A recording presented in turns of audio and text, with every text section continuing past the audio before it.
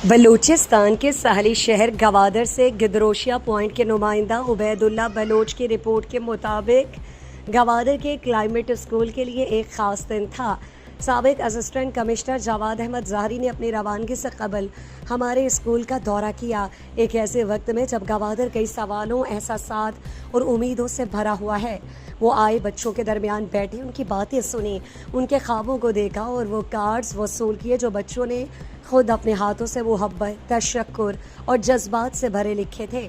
हमने उन्हें एक यादगार फ्रेम तोहफे में दिया, खाने का एहतमाम किया, मगर सबसे बढ़कर हमने उन लम्हात को कैद किया जिनमें अल्फाज कम और एहसासात ज़्यादा बोलते हैं।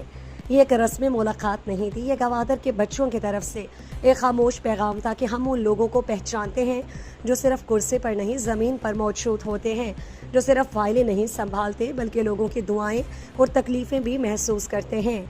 हमने कोई सियासी बात नहीं की, कोई मुतालिबा नहीं रखा, हमने सिर्फ यह दिखाया कि जब कोई अफसर एक इंसान की तरह लोगों के बीच होता है, वो सिर्फ अफसर नहीं रहता, वो एक याद, एक उम्मीद बन जाता है। हम उन लोगों से जुड़ते हैं जो हमारी फ़ज़ा, हमारा पानी और हमारा यकीन बचाते हैं। साबिक असिस्टेंट कमिश्नर गवादर जवाद ज़ाहरी साहब की मौजूदगी, उनके रवैये और इन दोनों की कुछ छोटी बड़ी बातें गवादर के लिए हमेशा याद रहेंगी। जवाद अहमद ज़ाहरी की किरदार बेहतरीन मिसाली रही। यह स्कूल सिर्फ माहौलियात का इदारा नहीं, ये एहसास का मरकज़ है। और आज का दिन एक सादा मगर ताकतवर पैगाम था, जब कोई हमें समझता है हम उसे भूलते नहीं।